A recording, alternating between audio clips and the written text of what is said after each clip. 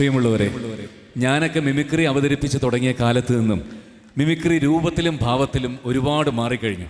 ഇന്ന് പുതിയ തലമുറയിലെ ഒരുപാട് മിമിക്രിക്കാർ വന്നിട്ടുണ്ടെങ്കിലും എൻ്റെ പേഴ്സണലായിട്ടുള്ള ഒരു അഭിപ്രായം പറഞ്ഞാൽ പെർഫെക്റ്റ് മിമിക്രി എന്ന് പറയുന്നത് എനിക്ക് തോന്നിയിട്ടുള്ളത് ശ്രീ കോട്ടയം നസീറാണ്. കാരണം മിമിക്രിയിൽ ഇത്രയേറെ പരീക്ഷണങ്ങൾ നടത്തിയിട്ടുള്ള മറ്റൊരാളുണ്ടോ എന്നെനിക്ക് സംശയമാണ്. എന്തായാലും അദ്ദേഹത്തിന് മാത്രം അവകാശപ്പെടാവുന്ന ഒരു പ്രോഗ്രാമാണ് അദ്ദേഹത്തിൻ്റെ വൺ മാൻ ഷോ. ആ പ്രോഗ്രാം അവതരിപ്പിക്കാനായിട്ട് ശ്രീ നസീറിനെ ഞാൻ വേദിയിലേക്ക് ക്ഷണിക്കുന്നു. ശ്രീ കോട്ടയം നസീർ.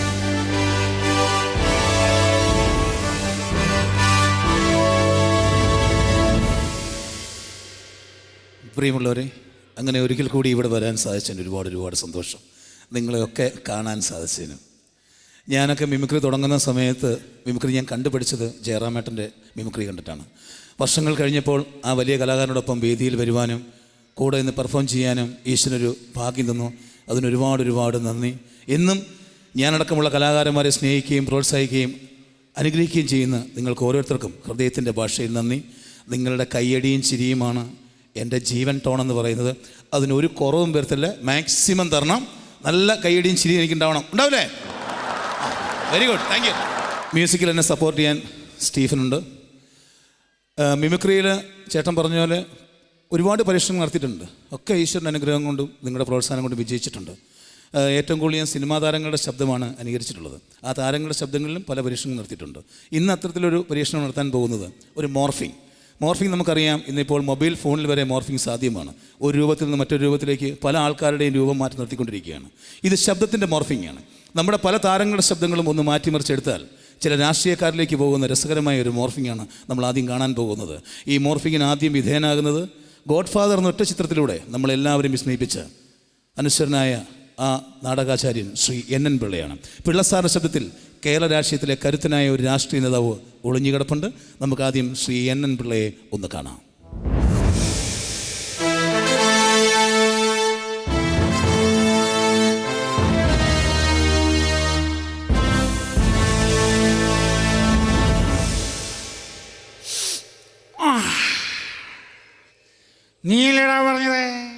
നീയല്ലേ പറഞ്ഞത് ഇതൊക്കെ ആനപ്പാറയുടെ ഗുണ്ടകളാണെന്ന്? അങ്ങോട്ടിയല്ലേ എന്നാ അവനെ പിടിച്ചോണ്ട് പോവാ. അത് ശരി, മറക്കണോ? പഴയതൊക്കെയാ മറക്കണോ? എന്തൊക്കെയാടോ ഞാൻ മറക്കേണ്ടത്? പറയുന്ന എന്തൊക്കെയാണ് ഞാൻ മറക്കേണ്ടത്? എൻ്റെ ലക്ഷ്മി, ഈ വീടിൻ്റെ മഹാലക്ഷ്മി എൻ്റെ കൺമുമ്പിലാവിട്ടുകൊണ്ട് പോണത്. ഈ കൈകളിൽ കിടന്ന അവസാനം അവൾ പെട്ടഞ്ഞു മരിച്ചത്.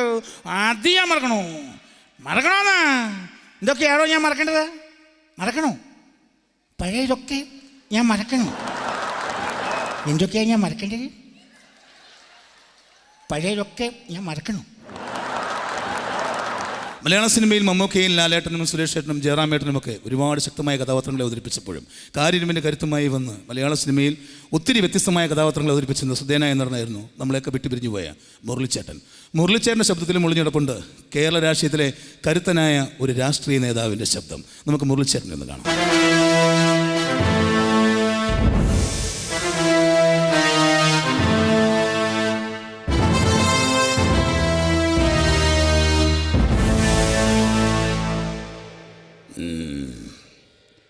മിസ്റ്റർ വിശ്വനാഥൻ, ജീവിതത്തിൽ ആദ്യമായി നിന്റെ വിറയാർന്ന കൈകളിലേക്ക് ഒരായുധമെടുത്ത് പിടിപ്പിച്ചു തന്നിട്ട് അതേതു പ്രാണന്റെ നേരെയും ചൂണ്ടിപ്പിടിക്കാനും കുടിനാറിഴ പോലും വ്യത്യാസമില്ലാതെ കാഞ്ചി വലിക്കാനും നിന്നെ പഠിപ്പിച്ചത് ഈ ശേഖരന. നിനക്ക് വേണമെങ്കിൽ ശേഖരനെ കൊല്ലാം, ഇവിടെ വച്ച് അവസാനിപ്പിക്കാം. പക്ഷേ 1000 തവണ മരണത്തിൽ നിന്നും നീന്തി കരകയറി മനസ്സും ശരീരവും നിന്റെ മുന്നിൽ തോറ്റു കാണണമെങ്കിൽ അതിനൊരു 100 ജന്മം കൂടി ജനിക്കണം. നായായിട്ടും നരിയായിട്ടും പിന്നെ നരനായിട്ടും. മനസ്സിലായോടാ? മലയാള സിനിമയിൽ നമ്പൂതിരി കഥാപാത്രം അവതരിപ്പിക്കുന്ന ഒന്ന് രണ്ട് നടന്മാരുണ്ട്. അത് ശ്രദ്ധേയനായ ഒരു നടൻ നമ്മളെയൊക്കെ വിട്ടുപിരിഞ്ഞു പോയി. ജനറേറ്ററിൻ്റെ ശബ്ദമുള്ള നടൻ എന്നാണ് ഞങ്ങൾ അദ്ദേഹത്തെ കളിയാക്കി വിളിക്കുന്നത്. ശബ്ദം ഇതാണ്. ഗുരുവായൂരപ്പ, പ്രേമേന്ദ്രനല്ലേ ഇത്? കോളേജിൽ പഠിക്കുമ്പോൾ ഇവനായിരുന്നില്ലേ ഹീറോ? എന്ത് പറ്റിയോടോ തനിക്ക്? ഇതാണ് ശബ്ദം. ഒരു 4 കിലോമീറ്റർ അപ്പുറത്തേ മനസ്സിലാവും ആൾ വരുന്നുണ്ടെന്ന്. അടുത്ത് നിന്നെങ്ങാനും സംസാരിച്ചാൽ ചെവിയുടെ കല്ല് തകർന്നു പോകും. നമ്മുടെയൊക്കെ ജീവിതത്തിൽ ഏറ്റവും വലിയ സ്വപ്നം എന്ന് പറഞ്ഞാൽ പഠിച്ച് വളർന്ന് വലുതായി ഒരു ജോലിയെ കിട്ടി കല്യാണമൊക്കെ കഴിച്ച് കുട്ടികളായി കുടുംബമായി മുത്തശ്ശനായി അങ്ങനെയൊക്കെയാണ് ജീവിതമാണ് നമ്മുടെയൊക്കെ സ്വപ്നം. ഫസ്റ്റ് നൈറ്റ്, ആദ്യ രാത്രി എന്ന് പറയുന്നത് ഏതൊരു മനുഷ്യൻ്റെ സ്വപ്നമാണ്, ആഗ്രഹമാണ്, ഒരിക്കലും മറക്കാത്തതായിരിക്കും. നവവധുവിനോട് ആദ്യ രാത്രിയിൽ നമുക്ക് പലതും ചോദിക്കാനുണ്ടാവും. തൊട്ടപ്പുറത്തെ മുറിയിലൊക്കെ ഒരുപാട് പേരുണ്ടാവും. അപ്പം വളരെ ശബ്ദം താഴ്ത്തിയേ ചോദിക്കാൻ പറ്റുമോ, രാധേ ഞാൻ അന്ന് ഇട്ടുകൊണ്ട് വന്ന ഷർട്ട് നിനക്ക് ഇഷ്ടപ്പെട്ടായിരുന്നോ? നീ അന്ന് ഉടുത്ത സാരി കാലിലേക്ക് കേട്ടോ എന്നൊക്കെ പറയുന്നുണ്ടാവും. ഈ മൂപ്പിലാൻ ഈ ശബ്ദം വെച്ച് എങ്ങനെ സംസാരിക്കും? രാധേ പറയണോ, എന്ത് കണ്ടാൽ എനിക്ക് എന്നെ ഇഷ്ടപ്പെട്ടെ? അങ്ങോട്ട് ഇരിക്കുക, ഇങ്ങോട്ട് കിടക്കുക, ഒരു ഉമ്മാരിക. പഞ്ചായത്തിലുള്ള ആൾക്കാർ മുഴുവൻ കേൾക്കും. ആദ്യ രാത്രി എപ്പോൾ കൊളാന്ന് ചോദിച്ചാൽ മതി. എന്നാൽ ഇതിന് ഓപ്പോസിറ്റായിട്ട് വേറൊരു നമ്പൂതിരി കഥാപാത്രമുണ്ട്. വളരെ സൈലൻ്റായിട്ടേ അദ്ദേഹം സംസാരിക്കുകയുള്ളൂ. അദ്ദേഹത്തിൻ്റെ ശബ്ദത്തോട് സാമ്യമുള്ള ഒരു രാഷ്ട്രീയക്കാരൻ പണ്ട് കേരളത്തിലായിരുന്നു, ഇന്ന് കേന്ദ്രത്തിലാണ്. ഏതാണ്ട് രണ്ടുപേരും ഒരേ സ്റ്റൈലാണ്.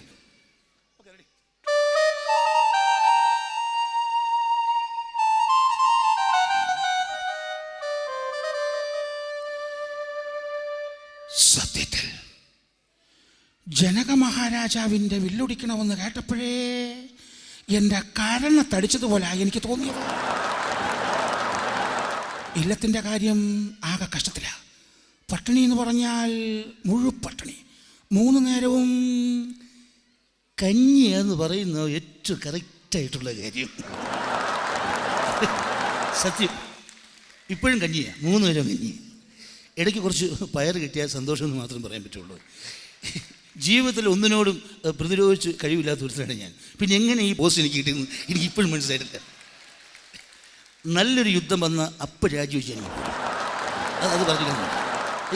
പലരും എന്നോട് ചോദിച്ചു, ഈ മോഹൻലാലിന് മാത്രം ലെഫ്റ്റനൻറ്റ് കേണൽ പദവി കൊടുക്കാൻ കാരണം എന്താണ്? എനിക്ക് അയാളെ ഇഷ്ടമൊക്കെയാണ്, പക്ഷേ ഒരു കാര്യത്തിൽ എനിക്ക് ദേഷ്യമുണ്ടായിരുന്നു. കാരണം തിരുവനന്തപുരത്ത് ഞാനൊരു വേദിയിലേക്ക് വരുമ്പോഴത്തേക്കിനാണ് അവിടെയുള്ള എല്ലാവരും എന്നെ കണ്ട് ചാടി എഴുന്നേറ്റു. ഈ മോഹൻലാൽ മാത്രം കാലും വെച്ചിരുന്നു. അപ്പോഴേ ഞാൻ ഉദ്ദേശിച്ചു ഇയാൾക്കൊരു പണി കൊടുക്കണമെന്ന്. ഡൽഹി ചെന്ന് പദവി കൊടുത്തു. ഇപ്പം എൻ്റെ നിഴൽ കണ്ടാൽ മതി, ചാടി ഇരുന്ന് സലോട്ടടിക്കും. അത് ഞാൻ വളരെ നൈസായിട്ടാണ് പണിയുന്നത്, ഒതുക്കത്തിലേ കൊടുക്കുള്ളൂ. അതാണ് എൻ്റെ ഒരു സ്റ്റൈൽ. Thank you. മലയാള സിനിമയിൽ നമുക്ക് 2 അശോകന്മാരുണ്ട്. ഒന്ന് ഹരിശ്രീ കുറിച്ചൊരു ഹരിശ്രീ അശോകനുമുണ്ട്. അതല്ലാതെ അടൂർ ഗോപാലസ്ഥാൻ സിനിമകളിലൊക്കെ ശ്രദ്ധേയമായ വേഷങ്ങൾ അവതരിപ്പിച്ച ഒരു ഉണ്ടക്കണ്ടുള്ള അശോകനുണ്ട്. തോമസ് കുട്ടി വിട്ടോട എന്ന് പറഞ്ഞ ഇൻ ഹരിഹർനഗറിലെ നമ്മുടെ അശോകൻ. ആ അശോകന ശബ്ദത്തിന് മുളിഞ്ഞു കിടപ്പുണ്ട് കേരള രാഷ്ട്രീയത്തിലെ കരുത്തനായ മറ്റൊരു രാഷ്ട്രീയ നേതാവിൻ്റെ ശബ്ദം. നമുക്ക് അശോകനെ ഒന്ന് കാണാം.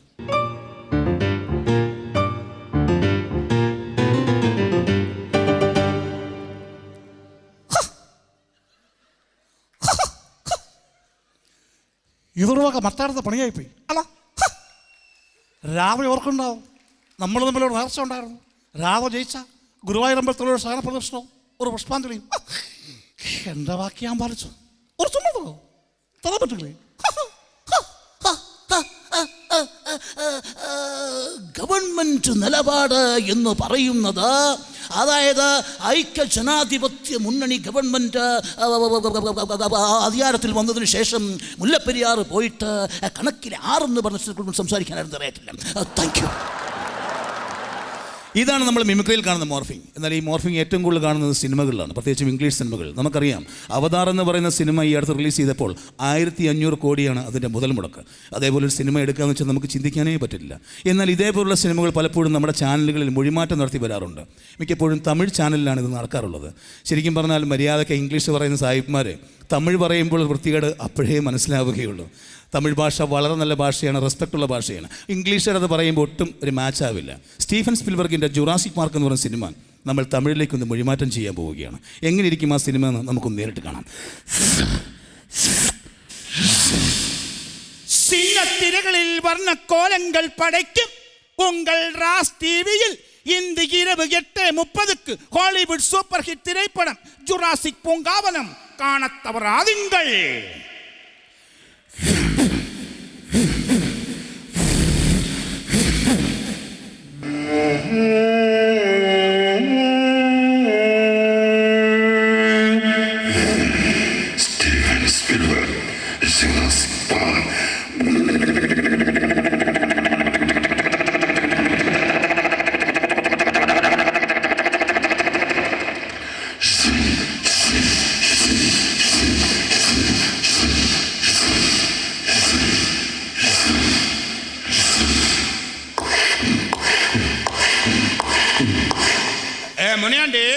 இந்த இரவுக்கு நீ எங்க போனடா? இல்லடா, நானும் என் அப்பாவும் ஃப்ரெண்ட்ஸ் எல்லாம் சேர்ந்து காடு சுற்றி பார்க்க போறடா. நீ வரலையா? இல்லடா, எனக்கு நிறைய வேலை இருக்குடா, நான் ஒரே பிஸிடா. ஓகேடா, அப்ப சாயங்காலம் பார்க்குறேன், பாய்டா.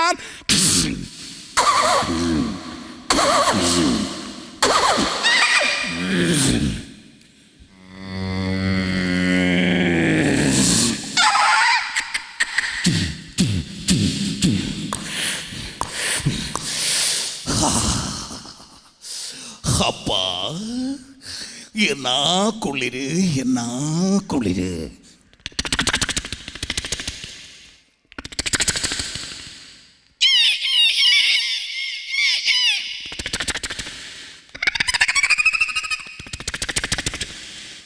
செல்வே, செல்வே, என்னம்மா? என்னடி அத? தெரியலம்மா, ஏதோ பள்ளி மாதிரி இருக்கா. அப்படியா? நான் பயந்துட்டாடா.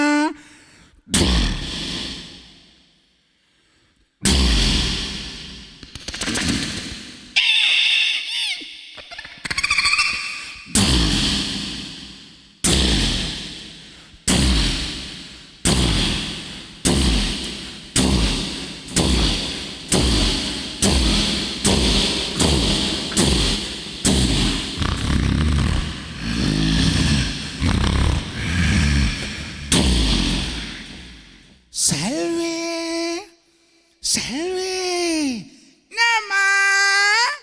நாடி வாதில முட்டுறதா? தெரியலம்மா. வாதில தொறாப்பா. சரிம்மா.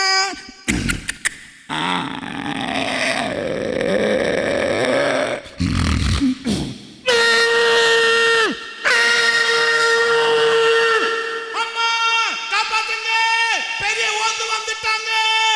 அம்மா, காப்பாத்துங்க, பெரிய ஓந்து வந்துட்டாங்க. Steven Spielberg, Jurassic Park.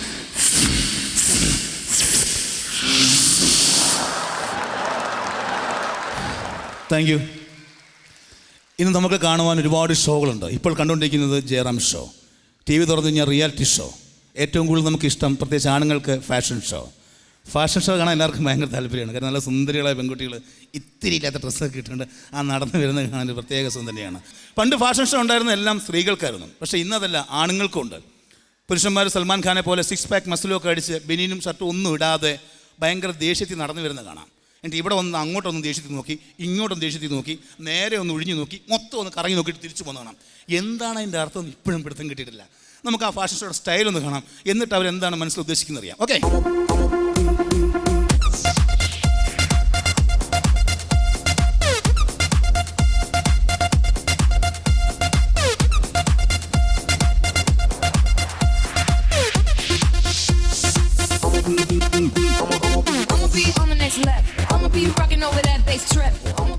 എന്തിനാണ് അങ്ങനെ നോക്കിയത് ആർക്കും മനസ്സിലായിട്ടില്ല. ശരിക്കും ഇങ്ങനെ വരാനും നിൽക്കാനും നോക്കാനും ഒക്കെ പഠിപ്പിക്കുന്നത് നമ്മുടെ നാട്ടിലെ റിയൽ എസ്റ്റേറ്റുകാരാണ്.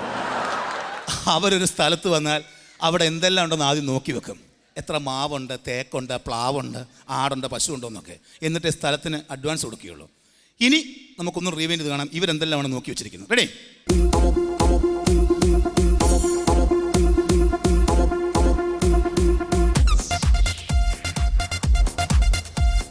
2 തെങ്ങ്, 3 പ്ലാവ്, 4 വാഴ, 3 പശു, 2 ആട്, 2 പട്ടി. കൊള്ളാം, ഈ സ്ഥലത്തിന് വില പറഞ്ഞേക്കാം. ഇനി ഇതല്ലാതെ പെണ്ണുങ്ങളുടെ ഒരു സ്റ്റൈലുണ്ട്. ക്യാറ്റ് വാക്ക് എന്നാണ് പറയുന്നത്. പൂച്ച നടക്കുന്നവരാണ് അവർ സ്റ്റേജിലേക്ക് വരിക. അവർ വന്നു നിന്നിട്ട് ഓരോ ഭാഗങ്ങളൊക്കെ കാണിച്ചിട്ട് പോകും നമ്മളെ. അത് എന്തിനാണെന്ന് പലർക്കും അറിയില്ല. പക്ഷെ ഞാനത് കണ്ടുപിടിച്ച അതിൻ്റെ രഹസ്യം. അവർ മനസ്സിൽ പലതും പ്രതീക്ഷിക്കുന്നുണ്ട്, ഉദ്ദേശിക്കുന്നുണ്ട്.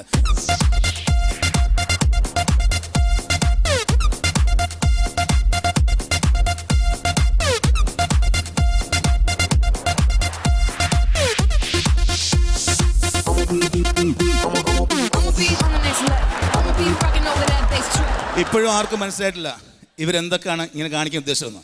അതിനൊക്കെ ഒരുപാട് അർത്ഥങ്ങളുണ്ട്. നമുക്ക് ഒന്നുകൂടെ റീവൈൻഡ് ചെയ്ത് കാണാം ഇവരുടെ മനസ്സിൽ എന്താണെന്ന് അറിയാമല്ലോ.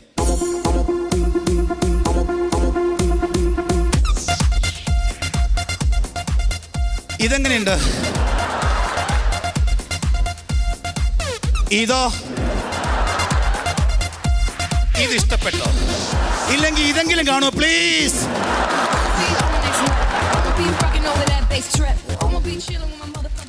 Thank you. ഇനി നമുക്ക് ഒരുപാട് സ്കിറ്റുകളും പാട്ടുകളും ഡാൻസുകളും ഒക്കെ ഉണ്ട്. അതൊക്കെ നമുക്ക് ചെയിനായിട്ട് കാണാം. എന്തായാലും ഈ ആദ്യം തന്ന സ്വീകരണത്തിനും പ്രോത്സാഹനത്തിനും സഹകരണത്തിനൊക്കെ ഒരുപാട് താങ്ക് യു.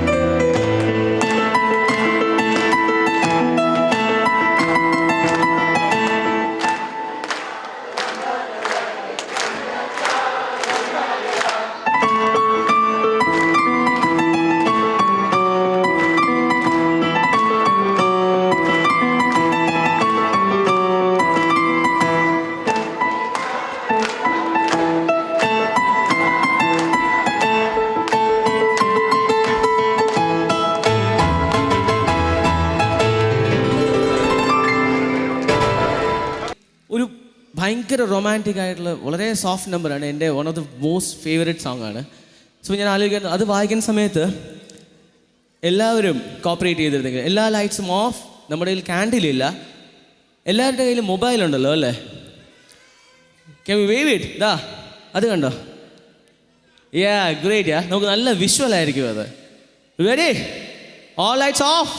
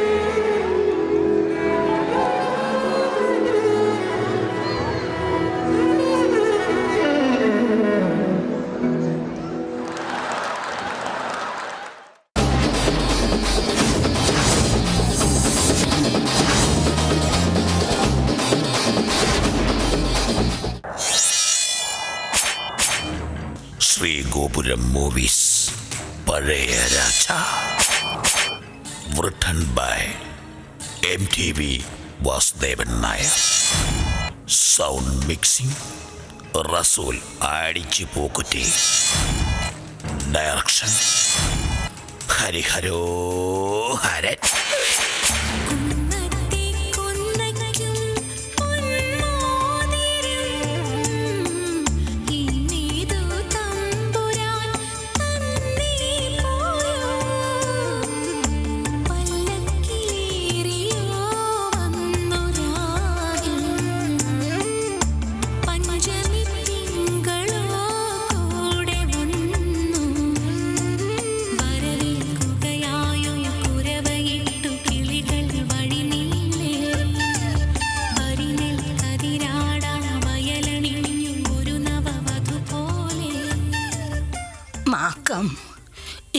കാലായി ചോദിക്കണമെന്ന് വിചാരിക്കണു. വേളി കഴിഞ്ഞിട്ട് നാള് കുറച്ചായില്ലേ കുട്ടിയെ? ഒരു കുഞ്ഞിക്കാല് കാണണ്ടേ? എനിക്ക് ആഗ്രഹം ഇല്ലാഞ്ഞിട്ടാണോ മുത്തശ്ശി? തമ്പുരാൻ ഏതെങ്കിലും പാതിരാത്രി കയറി വരും, ഊണം കഴിച്ച് മുറുക്കാനും ചവച്ച് വീണയും വായിച്ചിരിക്കും. എനിക്കത് കേൾക്കുന്നതേ ദേഷ്യ. ഞാൻ ഉറങ്ങിപ്പോവും, തമ്പുരാൻ അപ്പം ഇറങ്ങിയും പോവും. പിന്നെ എങ്ങനെ കുഞ്ഞിക്കാല് കാണും? തമ്പുരാൻ കൊങ്കനെയും ഈസ്റ്റ് ഇന്ത്യ കമ്പനി കൊന്നു. നമ്മളൊക്കെ മരിച്ചു പോകും, പക്ഷേ നമ്മുടെ വാളുകൾ നാളെ കഥ പറയും.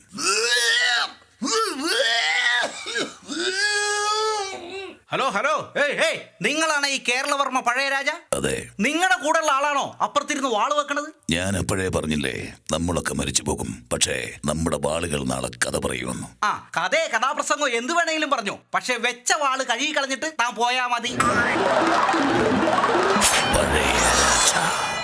തമ്പുരാൻ, മൈസൂരിലെ ടിപ്പു സുൽത്താൻ യുദ്ധത്തിൽ തോറ്റ് തുന്നം പാടിയിരിക്കുന്നു. അല്ലെങ്കിലും കണ്ട ബാറിൽ ടിപ്പും വാങ്ങി നടന്ന സുലൈമാനെ പിടിച്ച് സുൽത്താനാക്കിയപ്പോഴേ ഞാൻ വിചാരിച്ചതാ തോറ്റു തുന്നം പാടുമെന്ന്. പറയൂ തമ്പുരാൻ, എന്താണ് ഇനി അങ്ങയുടെ അടുത്ത പ്ലാൻ? ഞാൻ ഉദ്ദേശിക്കുന്നത് ഒരു പുതിയ യുദ്ധമുറയാണ്, ഒളിയുദ്ധം. എന്നുവെച്ചാൽ നിങ്ങൾ യുദ്ധം ചെയ്യും, ഞാൻ ആരും കാണാതെ എവിടെയെങ്കിലും ഒളിച്ചിരിക്കും.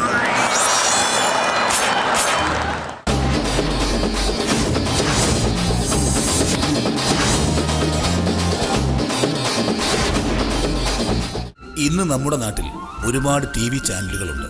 ഈ ചാനലിലൊക്കെ 24 മണിക്കൂറും വ്യത്യസ്തമാർന്ന ഒരുപാട് പരിപാടികളുമുണ്ട്. ഈ പ്രോഗ്രാമുകളൊക്കെ തന്നെ നമ്മൾ കാണുന്നതുമാണ്. പല ചാനലിലെയും വ്യത്യസ്തമാർന്ന ചില പരിപാടികളുടെ ഹാസ്യ ആവിഷ്കാരമാണ് ഇനി നമ്മൾ കാണാൻ പോകുന്നത്.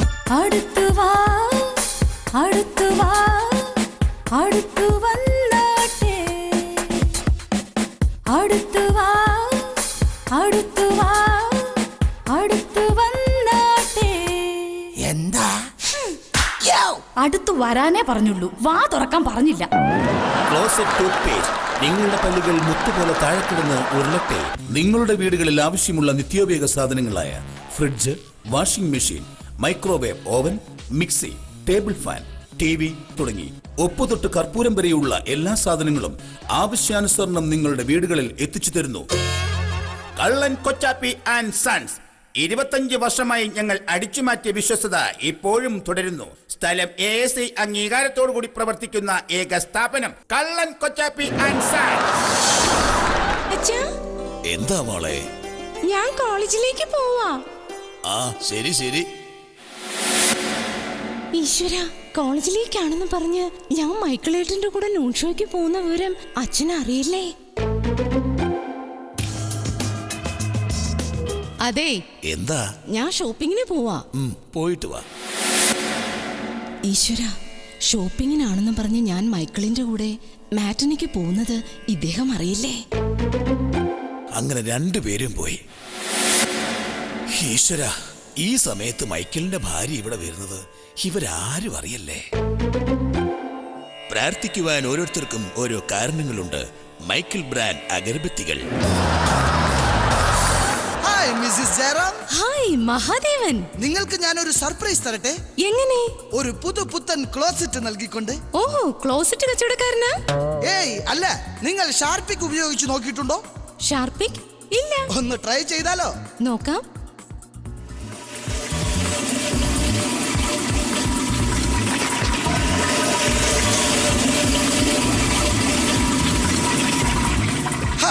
കഴിഞ്ഞു. വൗ, എനിക്ക് വിശ്വസിക്കാനേ കഴിയുന്നില്ല. ഇത് എന്റെ ക്ലോസറ്റ് തന്നെയാണോ? ഇതിനു മുമ്പ് ഇങ്ങനെ വൃത്തിയായി കണ്ടിട്ടേ ഇല്ല. അതിന് വല്ലപ്പോഴും വെള്ളം ഒഴിച്ച് ക്ലോസറ്റ് ഒന്ന് കഴുകണം. അപ്പോൾ ഇനി മുതൽ നിങ്ങളും ഷാർപ്പിക് ഉപയോഗിക്കുകയല്ലേ? വേണ്ട, ഇനി മുതൽ നീ തന്നെ വന്ന് കഴുകി തന്നാ മതി. അയ്യോ. ഓണം, വിഷു, റംസാൻ, ക്രിസ്തുമസ്, സപിണ്ടി, വാഴപ്പിണ്ടി, വിശേഷ ദിവസങ്ങൾ ഏതുവാകട്ടെ, കലണ്ടർ മനോഹരന്റെ അമ്മയുടെ തന്നെ. മനോഹര, അമ്മ ചത്തുപോയി. അപ്പൊ ഇനി വേറെ കലണ്ടർ നോക്കാം. സുധാകര, അമ്മ കുളിക്കുവാ. കുളിച്ചത് മതിയെന്ന് പറ. അപ്പൊ കലണ്ടർ സുധാകരന്റെ അമ്മയുടേതും മതി. ഈ മുടിഞ്ഞ ഇടിവെട്ടും മഴയും കാരണം ടിവിയും പോയി, ഫ്രിഡ്ജും പോയി, ACയും പോയി, വാഷിംഗ് മെഷീനും പോയി, എല്ലാം പോയി. സീഗാർഡ് സ്റ്റെബിലൈസർ ഇല്ലേ? ഇല്ല. നന്നായി. ഉണ്ടായിരുന്നെങ്കിൽ അതും അടിച്ചു പോയേനെ.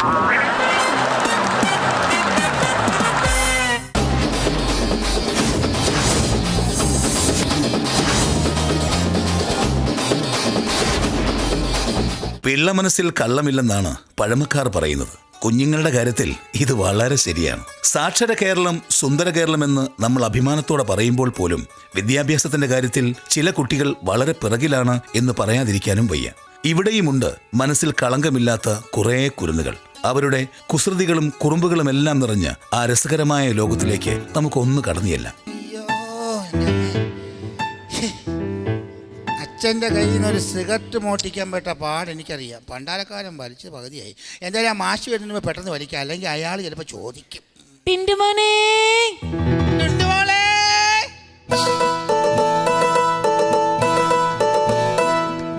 ചെല്ലം ചാടി നടക്കണ പുൽച്ചാടി, ഞാനും നിന്നെ പോലൊരു പുൽച്ചാടി.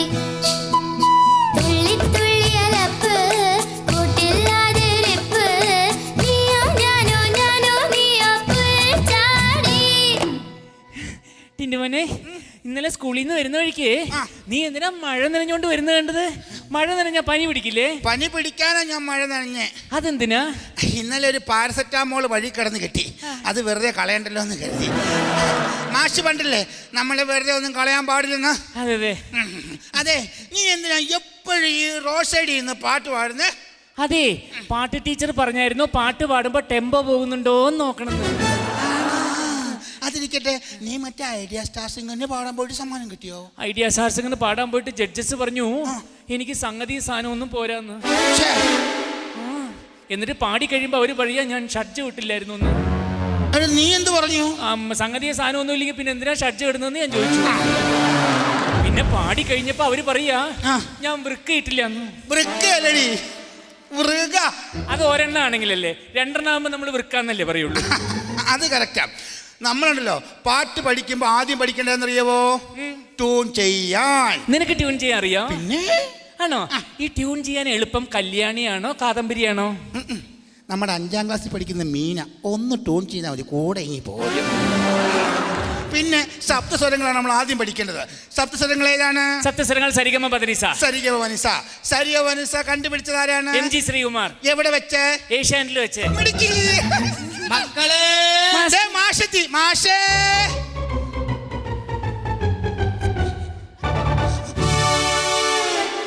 എല്ലാരും വന്നിട്ടുണ്ടല്ലോ അല്ലേ? അതെ അതെ. അപ്പൊ നമുക്ക് ക്ലാസ് ആരംഭിക്കാം കേട്ടോ. ഓ ടിന്റുമോനെ, മാഷേ, ചക്കരക്കുട്ടൻ, ഡുണ്ടുമോളെ. ഓ എന്റെ പൊന്നു കൊച്ചി അവിടെ നിന്നാ മതി.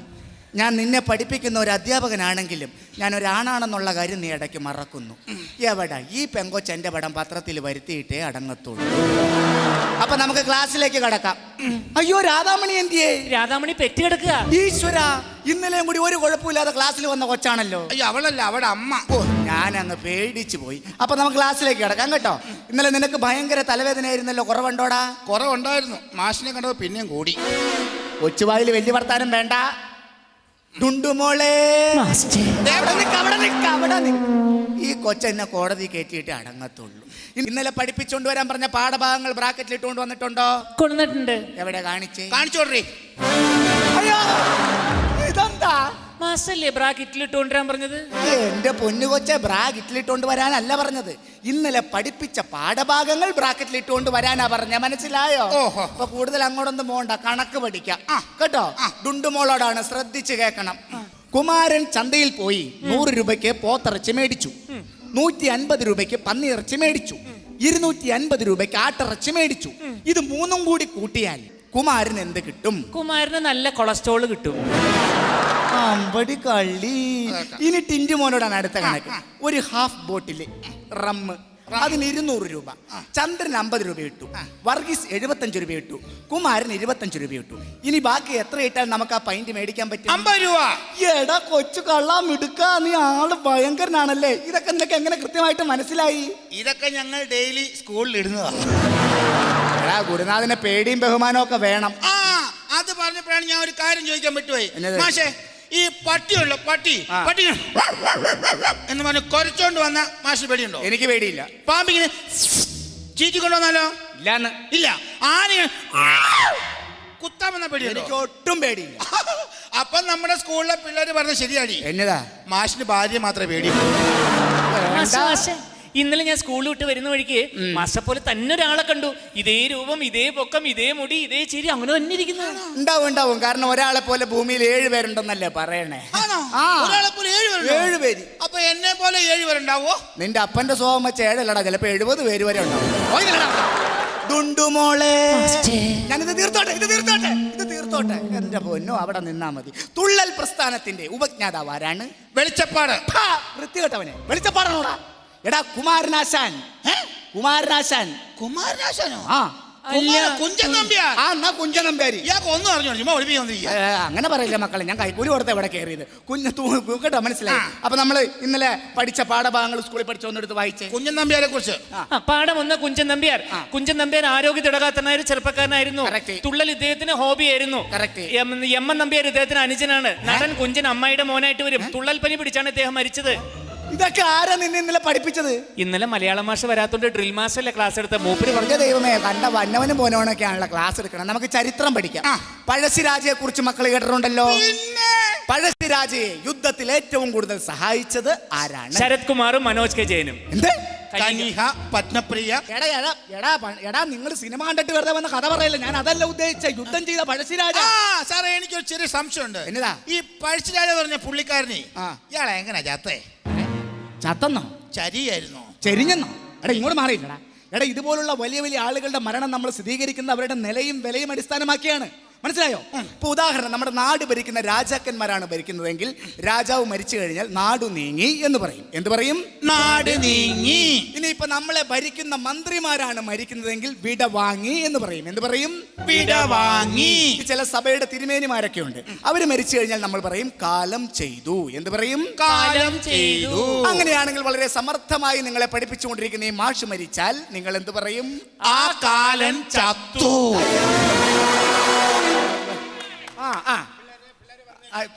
ആ കാലം ചത്തു.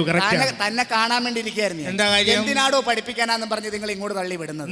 എടോ, ഒരു കൊച്ചിന് വിദ്യാഭ്യാസവും ഭാവിയൊക്കെ ഉണ്ടാവണമെങ്കിലേ തന്തയും തള്ളയും പറയുന്ന കേട്ട് അനുസരിക്കണം. അതാണ് അവന്റെ കുഴപ്പം. അവന്റെ പ്രശ്നം എന്ന് വെച്ചാല് അവൻ സ്വന്തം അച്ഛൻ, അതായത് ഞാൻ പറയുന്ന അവൻ അനുസരിക്കും, അമ്മ പറയുന്ന അവൻ അനുസരിക്കില്ല. അമ്മ പറയണവൻ അനുസരിക്കൂലേ? അമ്മ പറയുന്ന അവൻ അനുസരിക്കില്ല. അമ്മ പറയണത് അനുസരിക്കൂലടാ. അമ്മ പറഞ്ഞ അനുസരിക്കില്ല. എന്താ നീ അമ്മ പറഞ്ഞ അനുസരിക്കാത്ത? ഞാൻ തിലകൻ ഫാനാ. അവന്റെ വായിന്ന് തന്നെ വരവ് വേണ്ട. എന്തൊരു നാറ്റോടോ, രാവിലെ അടിച്ച് നല്ല ഫിറ്റ് ആണല്ലോ. നല്ല ഫിറ്റാ. ഇന്ന് 1-ാം തീയതി ആയിട്ട് എവിടെ നിന്ന് കിട്ടിയത് എനിക്ക്? ഞാൻ മോഹൻലാലിന്റെ അടുത്ത് പോയി സാധനം കിട്ടി, ഞാൻ മേടിച്ചു. ഏത് മോഹൻലാൽ? നമ്മുടെ സൂപ്പർ സ്റ്റാർ മോഹൻലാൽ. മോഹൻലാലും താനും തമ്മിൽ അത്രയ്ക്ക് കമ്പനിയാണോ? കമ്പനി ഒന്നും അല്ലെന്നേ. പിന്നെ അങ്ങേർക്ക് ഇപ്പൊ ഈ ലെഫ്റ്റനന്റ് കേണൽ പദവിയൊക്കെ കിട്ടിയില്ലേ? അവ മിലിറ്ററിക്കാരനായതുകൊണ്ട് 1-ാം തീയതി കോട്ട കിട്ടും. ഞാൻ ചെന്ന് ചോദിച്ചു, അപ്പൊ ഞാൻ കഴിച്ചു.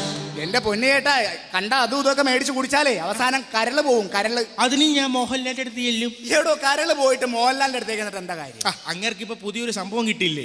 എന്താ? ഡോക്ടറേറ്റ് അടിച്ച് ഞാൻ ചെന്നു അങ്ങോട്ട് പരിഹരിക്കും. അത്ര. അപ്പൊ നമുക്ക് മക്കളെ ഇങ്ങോട്ട് അടുത്ത് വാ, നമുക്ക് ഇംഗ്ലീഷ് പഠിക്കാം കേട്ടോ.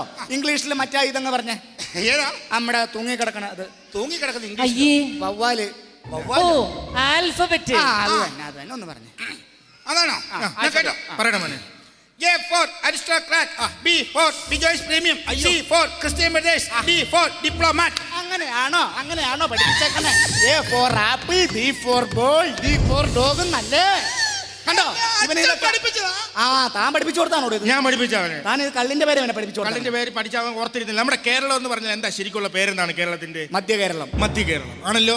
കേരളത്തിൽ കല്യാണമായാലും അടിയന്തരമായാലും 16 ആണെങ്കിലും എപ്പോഴും മദ്യം വേണം. അതുകൊണ്ട് ഞാൻ മദ്യത്തിന്റെ പേര് വെച്ച് അവനെ പഠിപ്പിച്ചു. അവൻ കറക്റ്റ് ആയിട്ട് ആൽഫബറ്റിക് ഓർഡർ പറയുന്നുണ്ടല്ലോ. താൻ കുറച്ചു നേരം അവിടെ മിണ്ടാതെ ഡുണ്ടുമോളെ.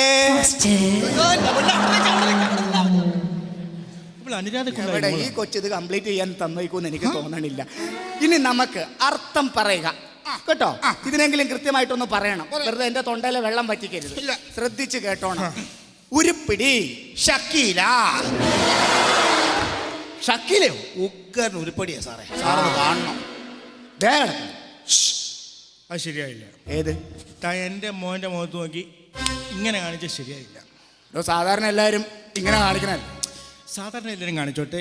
താങ്കളൊരു അധ്യാപകനാണ്. എൻ്റെ മോനെ നോക്കി ഇങ്ങനെ കാണിച്ചാൽ ശരിയായില്ല. ഞാനീ പിള്ളേരുടെ മുഖത്ത് നോക്കി ഇങ്ങനെ കാണിച്ചാൽ ഇപ്പൊ എന്നാ കുഴപ്പമില്ല. ഞാൻ എൻ്റെ മോൻ്റെ മുഖത്ത് നോക്കി ഇങ്ങനെ കാണിക്കുന്ന കാര്യമില്ലെന്നേ.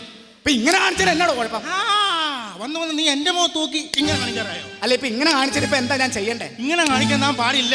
എന്ത് ചെയ്യണം ഞാനിപ്പോ? ഇനി ഇങ്ങനെ കാണിച്ചത് താൻ തിരിച്ചെടുക്കണം. എങ്ങനെ? ഇങ്ങനെ കാണിച്ചത് താൻ തിരിച്ചെടുക്കണം. തിരിച്ചെടുത്താ പ്രശ്നം തീരുമോ? തരും.